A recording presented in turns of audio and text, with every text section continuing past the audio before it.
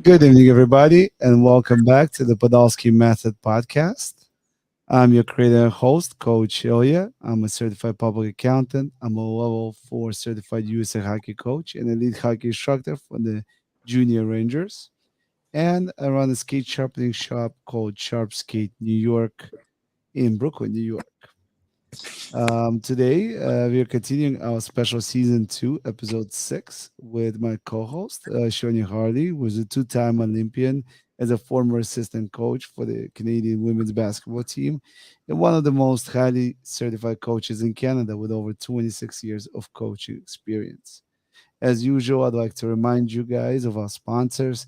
Print Only with Us, full printing shop in New York City and Florida. They can take care of all your printing needs. How is hockey tape with 10% off using Podolsky10 as a code? And Wargate Hockey for your bottom of the face protection for all you hockey players out there. That goes with your favorite visor using code 10 PODOLSKIY 10 Podolsky for 10% off as well. And last but not least, of course, check out the Junior Rangers Youth Hockey Community on the website. The link is on your screen right now. There's some great programs going on over the summer, camps, ball hockey, and we're getting set to start new programs for Learn to Play, Try Hockey for Free, and other great programs in September. Today, we have a special guest with us, Jason Pieri. And Jason is from Buffalo, New York. He graduated from St. Bonaventure University, where he played hockey. After graduation, JP served in the U.S. Army for over 22 years, commanded Infantry Battalion, and JP served overseas and retired as a lieutenant col- colonel. Colonel, right? I don't know the right way to say, it, but you guys can correct me. And JP is currently in South Carolina. JP, welcome to the show. I want to kick it over to you, and maybe you could share a little bit about where you come home, for who you are, with the audience. Yeah, so I think your intro gave a pretty good overview. So I was in college playing hockey. Um, Opportunity came up to join the Army, so I did. Um, I liked it. It was honestly, it's very similar to athletics in the nature of the dynamics, so I stuck with it. I did a lot of recon type stuff for about 22 years, also some strategic planning and national policy work. Spent 8 years overseas. I got married, have 3 kids, 2 daughters. The younger daughter plays hockey. Jared, my son, plays hockey. And then uh, came to South Carolina. We liked it. So we stuck around. So here we are. Never did I think in a million years I was going to be in Columbia, South Carolina when I was, 21 years old, joining the Army. Interesting. So, JP, take me back before we get going and deeper into the show. Take me back to your childhood. What was that like, and how did you end up getting into hockey yourself? Mostly just playing ball hockey on streets. So I grew up in Buffalo, so the Sabres were a big deal, and Buffalo's so close to Canada that they call it the eighth Canadian hockey market, and they do that for a reason because it's just it's very much Buffalo Bills crazy, but it's you could say the same about the Sabres. They're a very hockey crazy city. The border was open, so I spent a lot of time in Canada, and I just fell in love with the game. I liked playing goaltender because I like playing the whole game. So I just stuck with it, and ended up playing at St. Bonaventure, and then had a really long break in the game while I was in the Army. It was, with my time overseas, I just wasn't able to stick with it. And then as soon as we kind of settled down, I was able to kind of get back into the game. Got it. So, I guess the next question is, how did your kids get into hockey? Um, so my oldest, she just wanted to learn how to ice skate so she could ice skate with me. And then she just didn't really want anything to do with it. She wasn't really into it. My 16-year-old daughter, well, we were in Germany, so I taught her how to ice skate. And when she was in Germany as a little kid, she found out that she had a lot of medical problems which kept her from playing hockey until she was 11. And then the second that the doctor gave her the clearance to go, we were at the rink the same day. And she's just, she's just kind of like a force of nature in that regard. She just is not going to be told she can't play. And, that's just her nature. Jared started skating when he was like 3 or 4, mostly rollerblading because we were in Texas at the time. And he just, most of the time when he had his like early like introduction to the game, unfortunately I was overseas in Afghanistan, and I taught him how to skate and then went away for a year, and I came back and he just, everything was hockey.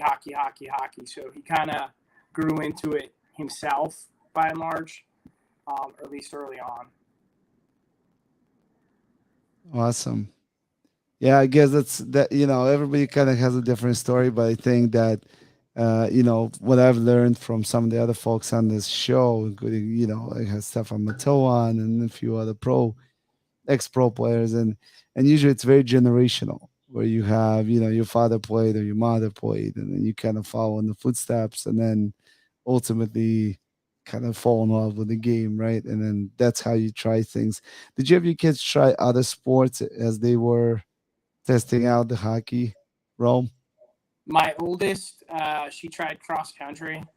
She did it for a year. She immediately hated it, but we made her finish the season out. So Emma, not really. My younger daughter, she does a little bit of like figure skating type stuff, but not really any other. She's not really interested in too many other sports. Jared's kind of getting interested in lacrosse. He's kind of starting to look at that. For a while, he was running as well. And there was a program here in South Carolina called Run Hard that they do in elementary schools, and he really liked it. And he's starting to get interested in football too. Interesting. Yeah, that's a good compliment. Um, so I guess as we go a little bit more into the show, my first question is, why did you decide to put your kids into sport? And what kind of motivated you to get them into athletics, and what were your expectations for them? So I did not go far in athletics. As far as I didn't play professional hockey. I didn't play pro at any level. But what I saw was that there was a lot of virtue in my military career. And there's a lot of life lessons that I learned, and I grew up as a soldier. And then I looked at how I learned those lessons, and they're very similar to sport. So there's a lot of things you can learn from being on a team. Interestingly enough, that when you put a team together in the military, the number one attribute that they look for is service to others. You think that when you go see like a special operations team, that they're looking for like the biggest, the strongest, the fastest. They're actually not looking for that. That's, in fact, if they were, they'd be scouring college campuses in the United States for athletes that didn't make the pros, and they'd suck them all in, and then we'd have this like super athletic Navy SEALs and Green Berets. But that's not what they look for. They look for selfless service to others, sacrifice. So those are things that I learned over the course of 22 years, and you can learn those things in sports. There are places in the game, in any game, where you have a chance to pick yourself or the team, where you have a chance to sacrifice for the team or maybe not. And those are, in my mind, really important life lessons that kids can learn in sports during their formative years before they're actually out of high school, so it becomes habitual. So my wife and I talked about it. We said, this might not be a bad thing for them to start to do. Plus, it gets them into physical fitness. I see the kids that come into the military every day, their strongest muscles are their thumbs. And we change that. We show them it can be different, but it's a good way to get kids, athletically developed and a little bit healthier. Ilya, can I just what I Okay. want to chime in with is there. I think that's such an important question. Like, what's your why? That's basically what you're asking. Why did you put your kids into sport? And I would say most parents would have very similar answers to JP. But I think we forget, especially when things become competitive, things start becoming more elite, things start becoming more important, we actually forget why we had them in the first place for all of the reasons that JP said. So I think your question is an important one, and I'm encouraging parents to remember your why. Yeah, I think I think it's so important to think about. I think, hold on. Oh, JP, sorry, I looks like you dropped out for a minute there. Um, yeah, we were just talking about how how important it is to identify that why, for yourself and for your kids. So, as you got them into the sports, what expectations did you have for them, if any? I told them that they weren't allowed to eat at night if they didn't make professional sports teams. Yeah. Sounds right. No, so as a parent, when I watch them practice or I watch them play, the only thing that I really look for is effort. Because if you're gonna do something, like, do it. Don't just go out there and like do something half. And that I'm geared that way. That's the only way I kind of know how to do something is if you're gonna do it, do it. So I tell my kids, like, hey, if you're gonna go out there and play hockey as part of a team where at least say 10 other kids are depending on you, pull your weight, have work ethic, be part of the team. Don't be the one that's out there not doing your part. So, and that's a part that I think they can learn too in sport is the work ethic needed to get to a goal as an individual and as a team. Yeah, and JP, I think you mentioned before when we were doing some screening that you coached yourself, right, in the beginning, or do you still coach? I do. Do you coach your kids or do you coach separate teams? So I don't coach my daughter. She plays on a team in a different city and a different organization from the one that I coach my son in. I coach him, but over the spring and summer, I've had a really interesting experience. Jared got a chance to play for a AAA spring team out of Los Angeles. And we played up in Pittsburgh, and then he's got another opportunity in Tampa in a couple weeks. So that was the first time I didn't coach him.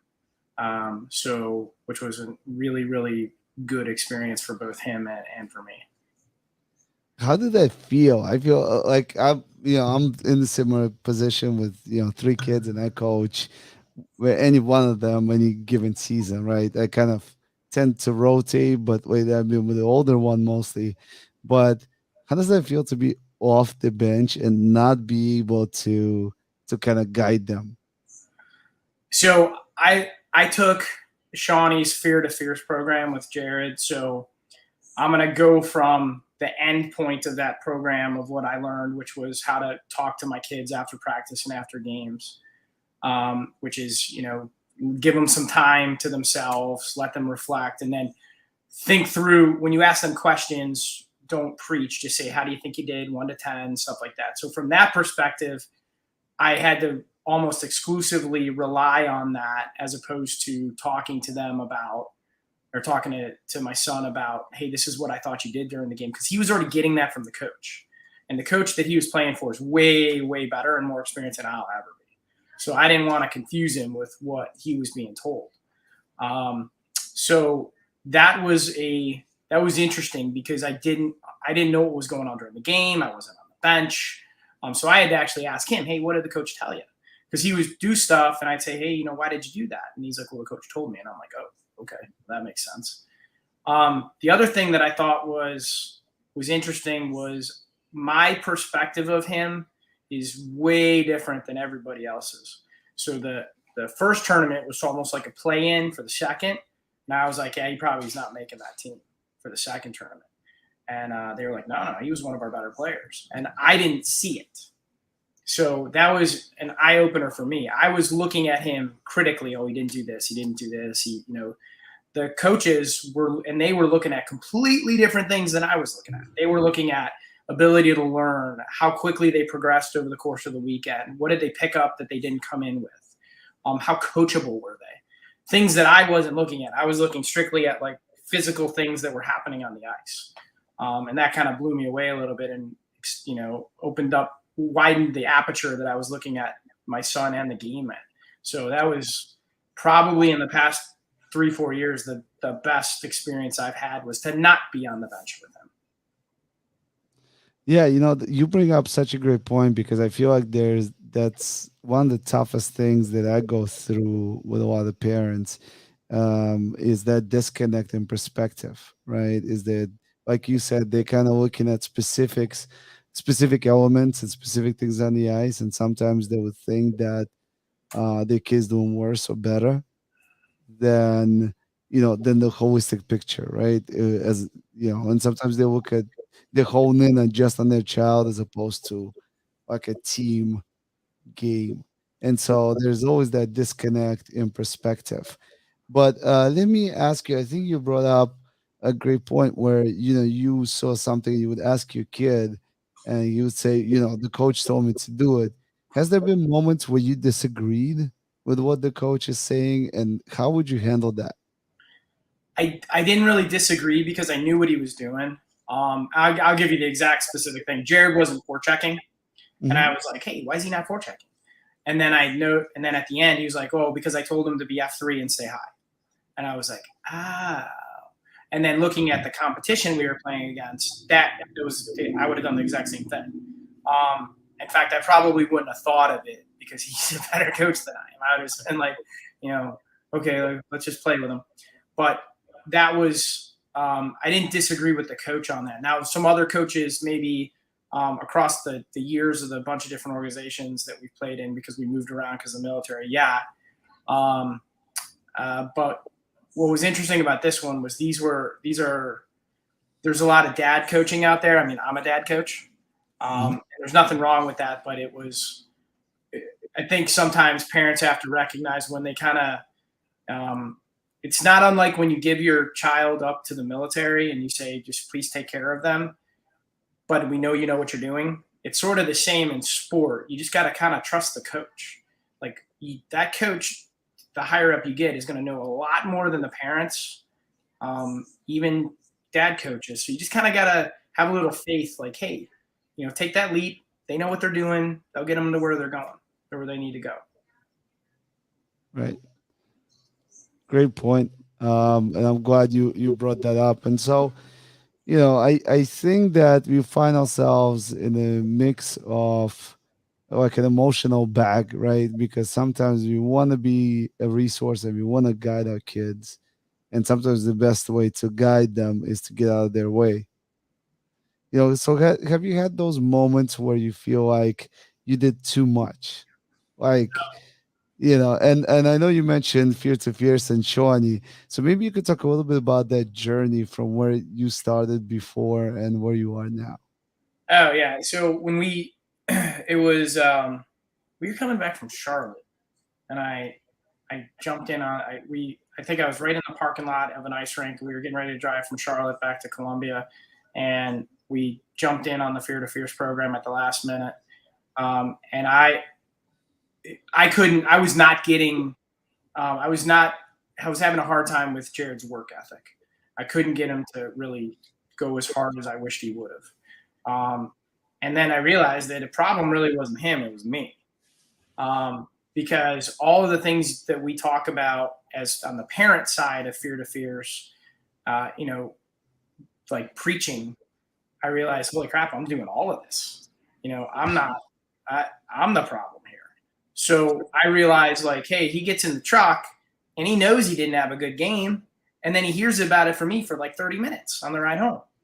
Or worse, if it's like, way out of town, if we're driving back from like Tampa or like Orlando or Pittsburgh or Chicago or, Philly, wherever. So I was, and we talked about that those rides for the kids, they gotta be awful. And I realized, like, yeah, that was me. I mean, it wasn't like for 8 hours, but I couldn't help myself but say, hey, like, why didn't you do this? Why didn't you go hard? Hey, if you don't do this, this isn't going to happen, blah, blah, blah, blah, blah. And then I realized, like, I just had need to shut up. And, like, he knows it. He knows it. What happened wasn't supposed to be the way it was supposed to go. And then he doesn't want to hear it from me either. Like, I'm the last person he wants to hear it from. So the reflecting where you ask the questions, how do you think your effort was on a scale of 1 to 10? Well, that was a 4. Well, how do you make it a 5? And you kind of get themselves to coach themselves as opposed to just preaching at them. I mean, Shawnee and I have been talking since January, and we've seen some really big steps out of Jared as he's progressed.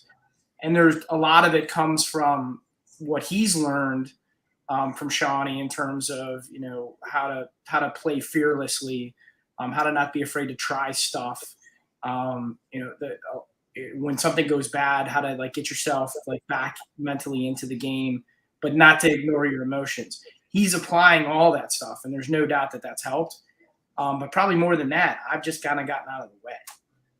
And that if I would have known that sooner, I wish I would have connected with Shawnee earlier, because that me just not being in his ear criticizing him 24/7 has probably been like an absolute game changer for him. And since January, I've seen a huge difference in him. And he still had his down days. I mean, he's 11 years old. I get it. But holy cow, is he just a different kid. And it's a lot of it's him, but more of it's me. JP, tell me a little bit about how they changed your relationship with him. This experience that you kind of stepping away from that, did that improve your relationship? Did it make it more distant? What does that feel like now? We weren't distant, but it has improved it because I'm also not upset about things, because I know that he's going to figure it out on his own. So he did a local Carolina AAA tryout last month and made the team for his age group. And the whole time everything was a positive talk. Like, hey buddy, I've been in tryouts and this is what it's like. And this is really what the coaches are looking for. So if you can do this more than this. So it was more of, it was less preachy and more of like, hey buddy, let me help you out here a little bit. And he went out and killed it. I mean, he did very, very well. And it was a very positive weekend. We had a great weekend up there. So yeah, it's been great. What I wanted to point out is with these athletes, it's often not their skill set that's in the way. It's their emotions. And the parents add to the emotional baggage in a negative way. And JP, what I saw, you said, I heard you say, I just got out of his way. But what you actually did was you stopped adding to his emotional baggage that he's already carrying, because he has the skill. It's never been the skill that's the problem. It's about how do I feel about me? How do I feel about what my dad said? What am I nervous about? Who's putting pressure on me? That's the thing that tends to hold these athletes back. JP, do you remember the story? You texted or you put it in our group chat, something about you were playing in this game and Jared was having a slow start and things weren't going well. And then you said this to him and then this happened. Do you remember that story? Yeah. So we were in a game that if we had to win it to go to our playoffs for our league. and Jared was for our team was our top scorer. And just our first period, and this, oh, by the way, was a team that we had beaten 3 times before, like 10-1, 10-0. So it should have been a cakewalk. And they just came out the other team came out on a really big high. They scored immediately. It was a 1-0 game at the end of the first period. And our team, I think just as a collective group, like thought they were just going to show up on the ice and just destroy this team like we have before. And it just wasn't happening. And Jared was not playing super well. And when he gets down, previous to the Fear to Fierce program, he would get down for like entire periods. And it wasn't the case that he was down. He just wasn't playing great. So I just walked down the bench. I was thinking to myself, what do I say to him? Go fast, move your feet, blibbity blobbity, whatever. And I just walked down the bench and I'm like, hey, bud, I love you. And then I gave him a hug and I walked back to my end of the bench. And he was on he had a 41-second shift where he scored 3 times. His line scored 4 times in 41 seconds. Wow. Goal in like 8 seconds, a goal in 9 seconds. I mean, it was an explosion. And after that, we just walked away with it. And so that was I don't know. I don't really remember what spurred me to say that to him. I think it was the conversation of that Shawnee was teaching us. So when you get in the car after the game to say, hey, I love watching you play. I think that crossed my mind. And I didn't really want to say that because it didn't fit the moment. So I just was like, hey, bud, I love you. And then I walked back down the bench. And then his next shift was just electric. So after that, I was a believer. Like, for sure. Hey, why? Do you know why? Like, what did that phrase do? Like, what? I think it's important that we understand why what you did was so important, but why did it work? I never asked him why, but I think it was because everybody knew we had to win. We weren't winning. We weren't playing good. And me coming down the bench in the past was to tell him something that he had not been doing. And in this case, I just, it was just sort of like take some stress off of him, like lighten the load off of his shoulder so he knew like he could just go play. You freed him. That's what you did was you freed him from judgment. You freed him from pressure. And when athletes get freed from this emotional baggage, they're pretty damn good. Yeah, it was the other thing he did too, and it was him and his best friend on the team, or one of his best friends, they had come up with a set play off the face-off that nobody ever taught them. They watched it on TV, and they weren't afraid to try it. And so I guess they just discussed it on the bench, and the very next shift they tried it, and they did it like 3 times in a row. It worked all 3 times, and that it led to those goals. So I think it also like you said, it freed them up. They weren't worried about, hey, what if this doesn't go right? That's such a great story, and I just had a very similar experience last weekend. We have a spring team, a bantam team, so it's first year hitting, full body contact, and my kid is a 2011. He is 2 years younger than any other kid. He's a first year peewee, so he's 2 years away from hitting, but he's playing on this team. He's been playing with these boys all year, so we decided we're gonna give it a shot. And we were getting ready for the tournament, and I know it's physical, and I was getting a little anxious about him playing full contact, right? Even though he's still a couple of years away from that. In Europe and in a lot of other countries, contact starts from day one, and here we also teach body contact, right? But not full checking.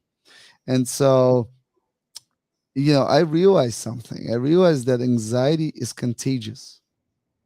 Because I was anxious, I was giving it to him, and he started getting nervous. He started getting scared. He was like, I don't know if I want to. I don't know if I can do it. I don't know if I'm going to play. So He had his graduation this weekend, so he happened to miss the first couple games of the tournament. He comes in for game three, and I just pulled him to the side and I said, "Listen," I said, "you don't have to check anybody." I said, "All I want you to do is just make sure that you're ready for a hit. If somebody's coming to hit you, just protect yourself, make sure you don't get hurt, and just play the way you want to play. Like, do your best. Whatever happens, we'll talk about situational things, but just play." And man, oh man, like he was hitting, he was boxing people out, he was getting in between the man and the puck and taking the puck away, putting the shoulder into the. It was unreal, and it's stuff that he hasn't really learned fully yet, but he was executing in a very similar kind of situation, right? Because all week or all month I've been prepping him for the for checking and how to like take a hit and keep standing and not get hurt. Because my biggest concern was him not getting hurt, right? And I realized that I was kind of putting my anxiety onto him and making it so hard for him to carry.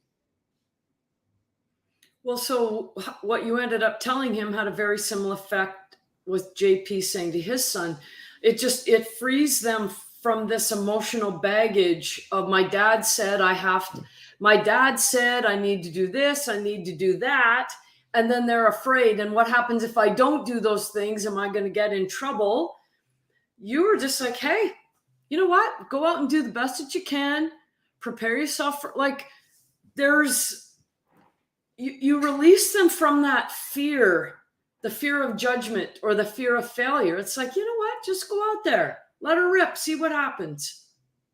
Yeah, yeah. So I think that's a great takeaway point for all the parents and coaches out there, that kind of read the room, read the situation, and if your anxiety or if your self uh, esteem issues or whatever it is that's kind of you need to look in the mirror for, and you're projecting it onto your players and onto your athletes, maybe that needs you need to take a step back and kind of figure out your own inner issues and how to deal with them, so you can let go of the athlete, right? Let them play their game, let them get out of the comfort zone, and not be afraid to make mistakes, as Shawnee, as you pointed out so many times during this series of shows.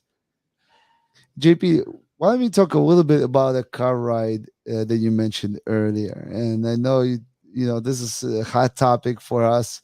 We've been talking about it for weeks now. So maybe you could share a little bit about the experience of a car ride to or from the game before and after Shawnee's program. So now that I'm looking back on it, a car ride before linking up with Shawnee and going through the training was a lot like what you just described, where you're adding to the stress. So they were skating 6 days a week, 2 team practices, 4 skills practices, and every ride home was, hey, we didn't do this, we got to do this better. Why is there not effort? Blah, blah, blah, blah, blah, blah. And I imagine that's, a lot of parents have car rides home like that. Afterwards, it was just let them chill out for a little bit. And I kind of, in our travel, especially to the skills practice, we had to travel an hour away. There was a point where on the ground, like a physical exit, that I would say, I'm not saying anything before I hit this exit. And it was about a third of the way through. And so I would just turn music on, let them eat, let them drink, let them do whatever they were, wanted to do, talk about whatever. And then I would say, hey, I liked watching y'all in practice today. How do you think you did? 1 to 10. And they would give me their answer, and there's no wrong answer. I mean, unless it was like wildly wrong. Like I knew they really had a bad practice. They were like, oh, I thought it was a 10, but that never happens. So, and then I would talk to them like, why, and then they ask them, hey, I thought it was a 7. Why were you a 7? Well, because I, did this. Okay. Yeah. And I didn't do this. Okay. Well, how do you think you can be an 8 next time? So it was them trying to figure things out on their own. And what I actually found out is after the car rides before, I was the one who was being hard. I had the negative viewpoint. Now what I find is now I'm actually probably more positive than they are. They're actually looking at their own performances more critically than I am. So I, at the very sort of the end of the season, like, hey, how'd you think you did? Like 5. I thought you were a little bit better than 5, you know? So it's actually I don't want to say the roles have flipped. That's definitely not true, but my positivity level is gone. I don't know if that's a word, positivity. It's going to be for this show though. Is higher, a lot higher than it was. And in some cases it's higher than them. So when Jared was in his AAA tryouts last month, hey, how do you think he did? Oh, I think he did okay. I'm like, dude, I thought you looked great. And so did the coaches. So it's turned those conversations completely 180 into positive kind of growth conversations. That's awesome. I think that that's very difficult. I think a lot of people start with denial, right? When they're told, "Hey, you know, you need to, do some positive reinforcement and change your mindset to focus on the positive things." Because I feel like as a society, we are focused on the negativity, right? Even when we watch the news, right? A lot of times we're reporting all the bad things. There's not a lot of good stuff on the news. I mean, not as of late, but as far as I can remember, it's always, look at the negative aspects of things. And then, turning that mindset into a positive, it can be somewhat difficult, especially for parents and coaches. And we feel like we know better and we're trying to correct every single mistake that our athlete makes, right? And sometimes even every single mistake that we make, right? And we feel that their mistakes are a reflection on us, our parenting style, our contribution to them, like almost like we're failing by allowing these mistakes to happen. But in reality, I think it tends to be actually the opposite, right? By doing that, we are forcing those mistakes more and more. Shane, I don't know if you want to add to that. I do. I always worry about the term, you just got to be positive. There's such a thing as fake positive, right? And I think it's important that we're all under the same definition of what it is. I just think it's important to look at the truth. And the truth is every performance has some good in it and some bad in it. There's no such thing as everything was awesome. And there's no such thing as everything was awful. But we forget to look at the whole truth. And it's like you said earlier, we only look at how many bad things there were. So when I'm asking people to look at what for the positives, I'm not talking about fluffy stuff that you're just making up. I'm like, you know what? Look for proof and evidence. If you had to take that performance in front of a jury and you said to the jury, you know what? My kid, my team, I sucked. The jury would say, okay, now we need to have the other side of the story told to us. We forget to tell both sides of the story. So I think my point is I'm not looking for fake positive. We're looking for proof and evidence of the whole truth. Yeah, that I'm so glad you mentioned that because there is a great distinction, right? When you talk about positive reinforcement or thinking positively, that doesn't mean that we don't think about our mistakes, right? Right. We're just thinking about how to solve them. Right. So we're turning it into a positive rather than, stating the obvious, right? I think we talked a little bit about that in our previous episodes, where even some of the kids we had on the show mentioned, you know, I already know I made a mistake. Like you tell me I made a mistake doesn't help me. It's not constructive. It's not giving me the tools I need to be better. Tell me how not to make that mistake next time. What do I need to do to fix it? Right? Solutionizing and so that again is you're analyzing a mistake, but in a kind of positive light. So I think that's a really great distinction because you do see that all the time, and we heard from some of the kids and even some of the previous pro players I had on the show who would say, "Hey, listen, I don't want to hear good job when I'm losing 17-1. I don't want to come off the ice and somebody pats me on the helmet and goes, "Hey, good job, bud. It's okay." He's like, "No, it's not okay. No, it wasn't a good job. Like, why are you lying? Why are you not telling me the truth?" And that breaks a little bit of that trust, right? Especially not just parent child, but let's say coach child. If your coach is always telling you good job, you can be like, "Well, listen, that really wasn't." So either you're not really coaching me, or you're trying to please my parents or whoever, and you just telling me what I want to hear. But I'm not gonna improve. I'm not gonna get better.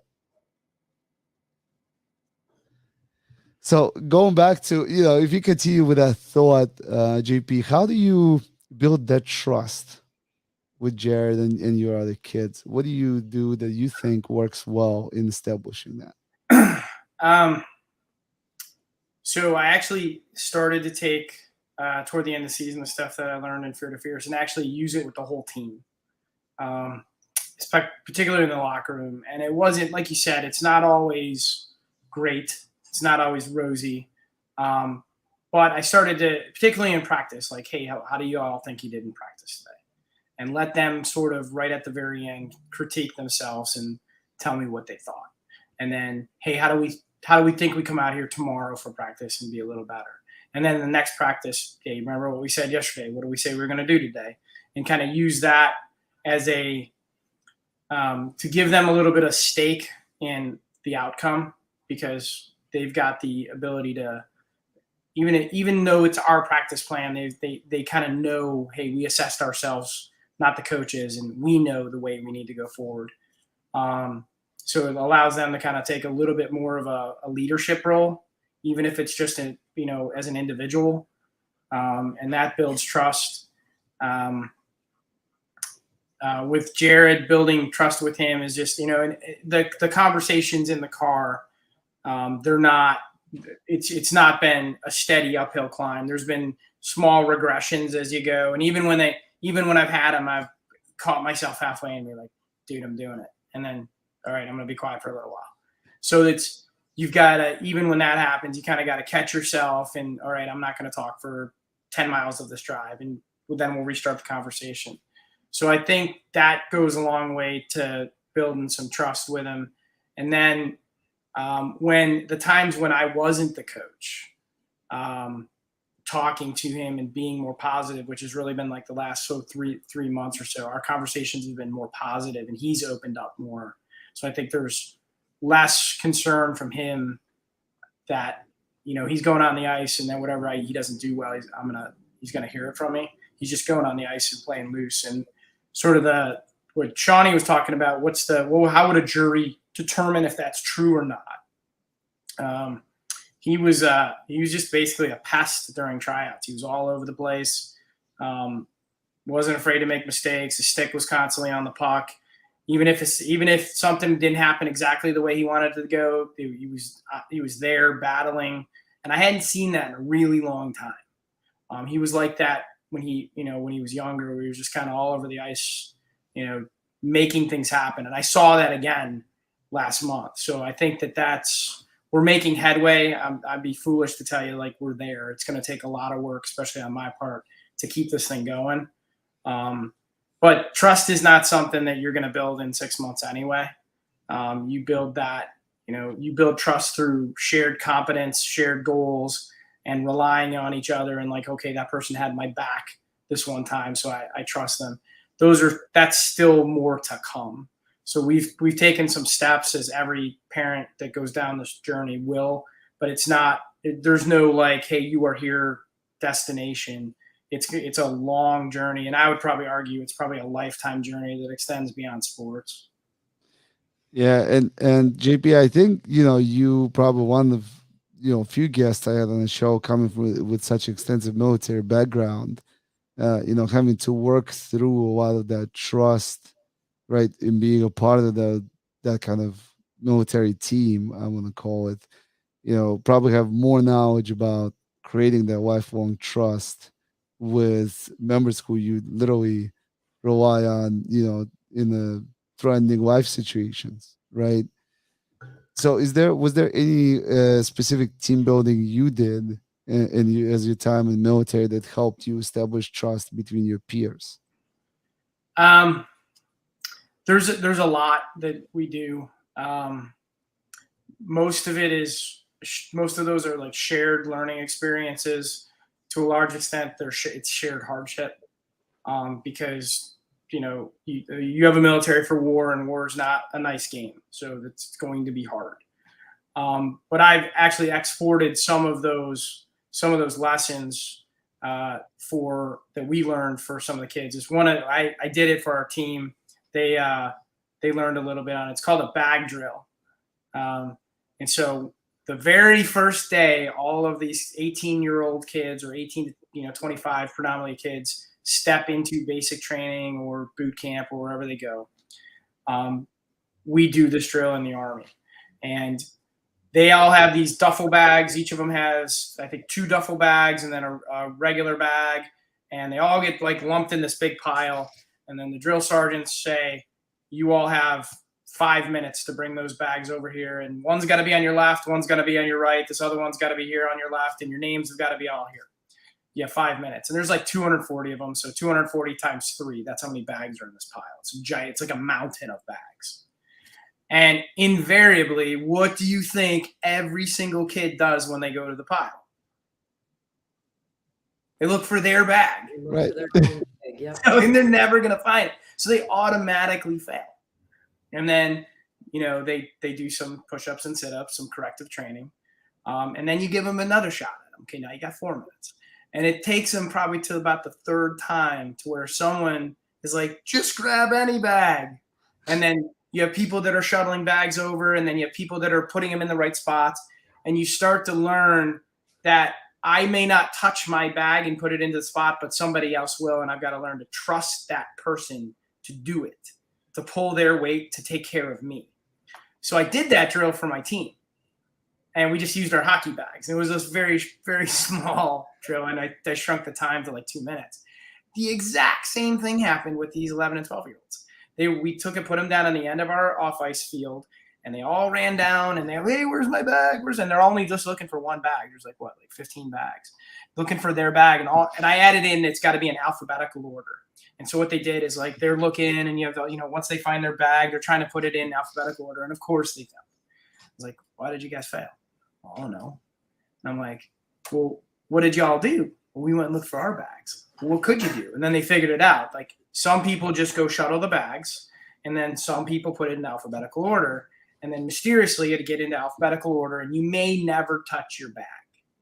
So we did that drill. We did a bunch of drills kind of like that were exported from the military, to where you're forced to, if you want to succeed, there's no way you can be an individual. You have to be a team, and you must trust the person next to you. So that's some stuff that, I could take the next, I don't know how much time we have. I take a lot more time telling you about all the kind of team building drills we do, but that's an example of it, that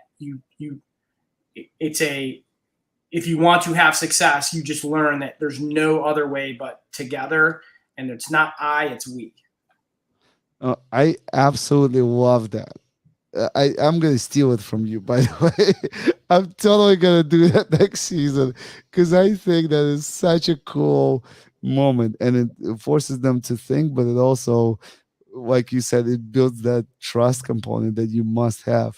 Shawnee, I know you wanted to say something there earlier.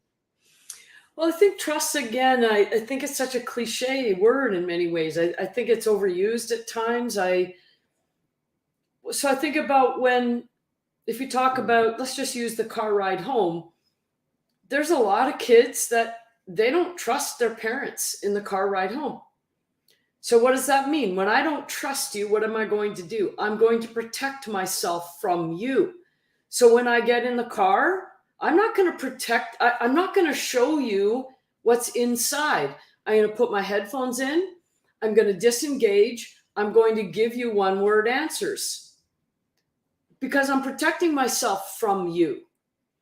On the other hand, if I trust you, I let you in. I show you my heart. I tell you what I'm thinking because I trust that you're going to give me a safe place to land. I think it helps us. Again, I like the word trust, but I feel like we don't pay attention to it. How many parents see their kids shutting them out and haven't figured out that's actually a sign that my kids don't trust me? Same with coaches. Yeah. No, but such a great point. And I think, building trust with your parents, and especially when they become teenagers, right? The older they get, it seems like it's harder and harder. Mm. Like when they're younger, they kind of like all their faith is in you, and it's a little bit easier being that that father figure or mother figure, right? And because that's kind of like an inborn innate state, right? Because these people take care of you, so they're looking out for your interest. But I think as you get older and your personality really develops and shifts, that's when there's disconnects, right? And that's when I feel like parents and coaches and peers start running into those hard times of creating those bonds because now you're not always seeing eye to eye. And I was explaining something to my kids the other day at a tournament about perspective. And I like to use this old joke when is 3 hairs on your head, is that a lot? They say 3 hairs on your head. No, that's not a lot. It's like, how about 3 hairs in your soup? Is that a lot? Like, yeah, who wants hair in your soup, right? So same thing but different perspective, right? And so I was explaining that to them because I was explaining to them because they have a lot of issues with the referees and the calls that are being made on the ice, and a lot of players, a lot of athletes start arguing, a lot of coaches start arguing, right, yelling at the refs, complaining about their techniques or what they see. And so I was trying to explain to them there's a different perspective, right? From one person to 10 people, we could be looking at the same situation and seeing something completely different. And I gave them an example in the locker room where I asked them, we scored 3 goals in the game. And I said, can you tell me how you scored the 3 goals? And one guy goes like, "Oh, first goal was this guy passed to that guy," and the other guy goes like, "No, it was this guy, and he skated it, and he passed to that guy." And then so 3, 4 different versions of the first goal. And I said, so everybody watched the same game, everybody played the same game, but everybody has a different version of what just happened. I said that's exactly what perspective is. And you're all looking at the same thing, but getting different results. And so, and so coming back to that, when we as parents kind of let the kids uh, drive or drive those conversations, as JP put it earlier, we're allowing their perspective to take I guess, the lead, to take the wheel, and then we kind of follow along with ours, filling in the gaps. And I know we are kind of coming up on time, but I did want to get through a couple more topics, and one of them is JP, is there anything that you do with your kids to help them get ready for a game or a practice? So we've worked a lot on eating lately, improving eating habits, sleep habits, particularly in the summer. It's really hard with kids because they just want to stay up till midnight every single night. But also just we did that. This kind of came about by happenstance. It wasn't like some master plan that we came up with. But while we were in Pittsburgh, when I wasn't coaching, the locker room was a little bit rowdy. So Jared kind of got ready early and came out and just kind of relaxed before the game. And he went out and had his best game, had a goal and an assist, played really, really well.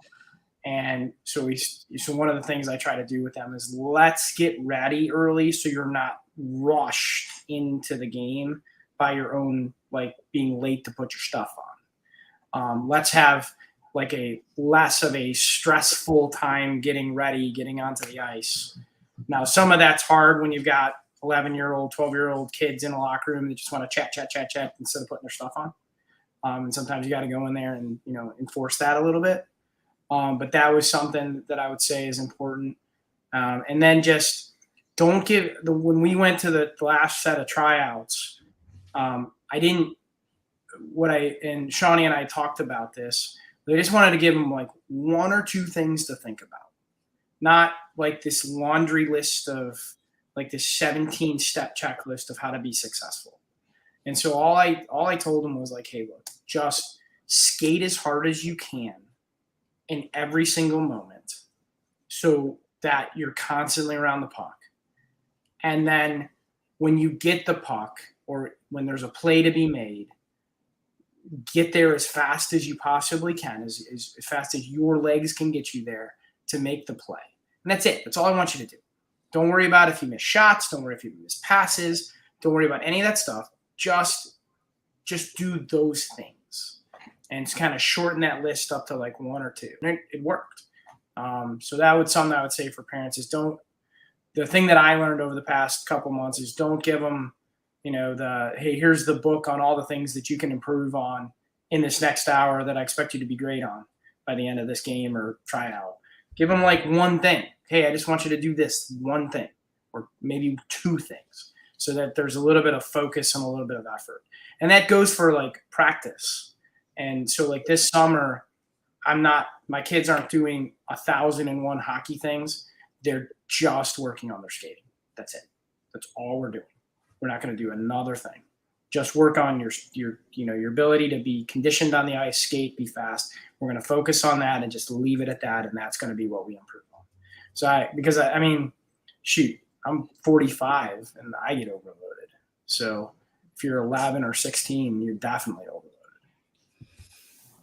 Can I add, JP, when you mentioned the 1 or 2 things, what I want to add for the listeners is it's important those 1 or 2 things are in the athlete's control, because that's what helps us feel prepared and confident. Like my parents or my coach told me to do this thing, and I know I can do that thing. Like, yeah, I can move my feet fast.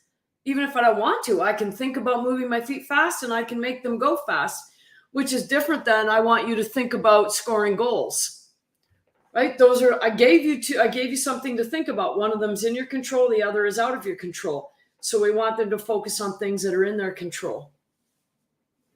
Yeah, and thank you for sharing that, JP. I think again, and Shawnee, I think that's so important for the listeners to take away.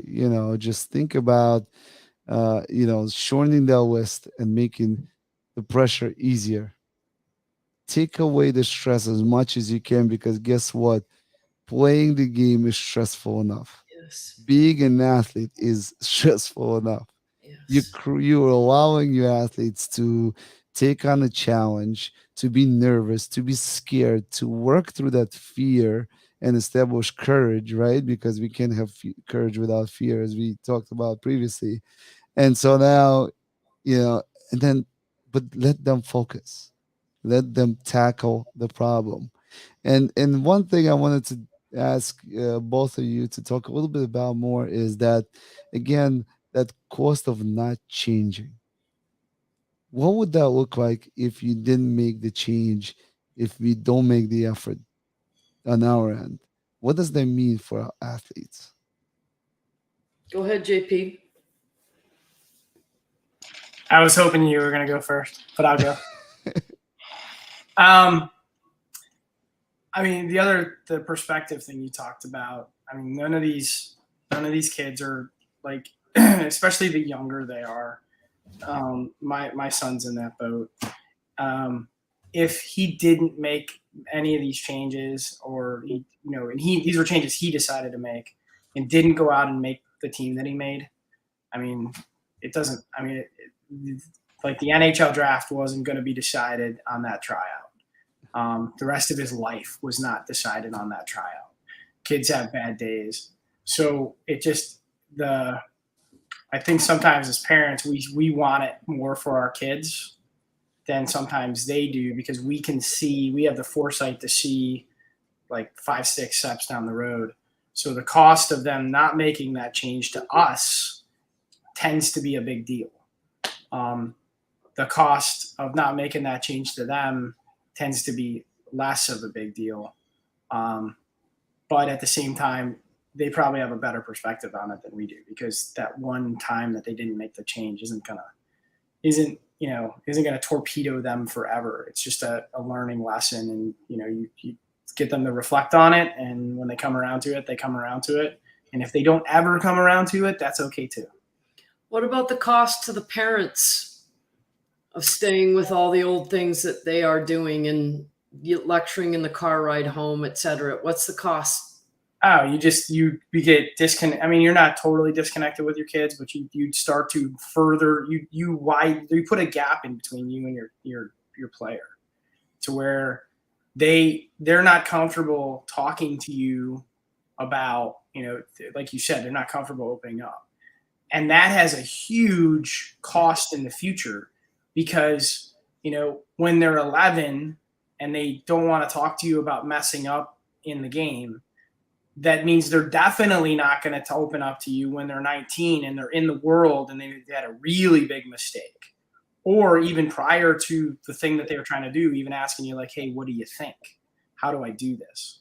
So you actually remove yourself as a parent from like the mentor role for your child.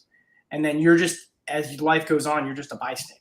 You're just watching as your child isn't connected with you and is going through life largely on their own. So it's got huge implications in the future. So, and then as a parent, then you just sit there and you're just full of regret for the rest of your life, wondering like, I wonder what little Johnny or little Sally, why they went wrong. And really it was all you. That is such a great point, JP, and I really appreciate that perspective. I think, again, if you're listening to the show, I hope you're really taking notes on this one, because that cost is really what you're trying to help many of you avoid. And if you are in that kind of trap, that you get out of it earlier or sooner, the sooner the better.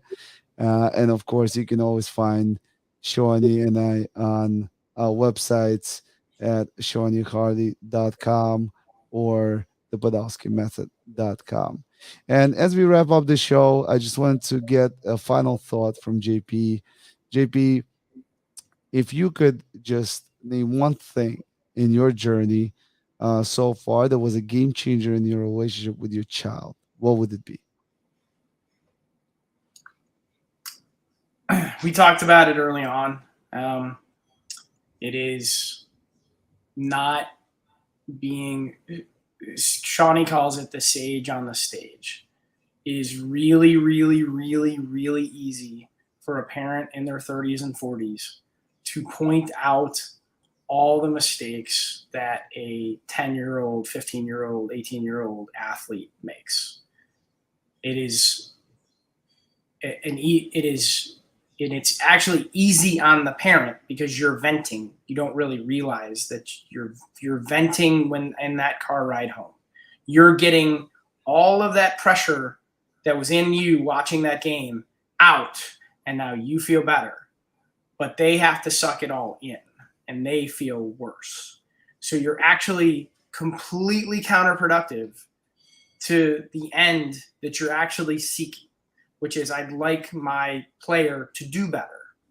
So the most important thing that I could tell anyone that's watching this from my journey over the past 6 to 8 months is that it's that old saying, you've got 2 ears and 1 mouth for a reason. Just be quiet, listen, let them guide you, or let them take you on the journey, let them reflect on their own effort, so that when they say, hey, my effort wasn't good enough today, that's why I was a 6 and tomorrow I'll be a 7, and that's what you wanted to tell them anyway, but now you don't have to, and it's not destructive and it isn't tearing them down. So you feel better, they feel better about the next day, no one's getting torn down. And you actually really didn't have to say that much as a parent. You just kind of had to get them to see themselves a little bit clearer. If there was one thing you could say, I could say, please do this, take away from the show, take away from my experience. Just please take that away. Thank you so much for letting me be here. Thank you so much, JP. That was excellent, and thank you, Shawnee, again for co-hosting. Thank you, everybody. I know we're kind of out of time for tonight, but we will have a reflection episode with Shawnee where we kind of discuss all the trends and all the things that we've seen over the past 6 episodes within the season 2. And if you missed any, please feel free to catch up on any major podcasting platform, YouTube or Facebook, and always free to send us questions and comments. We always welcome them. Again, JP and Shawnee, thank you so much for being on tonight. Thank you, everybody, for joining us and listening, and have a wonderful evening.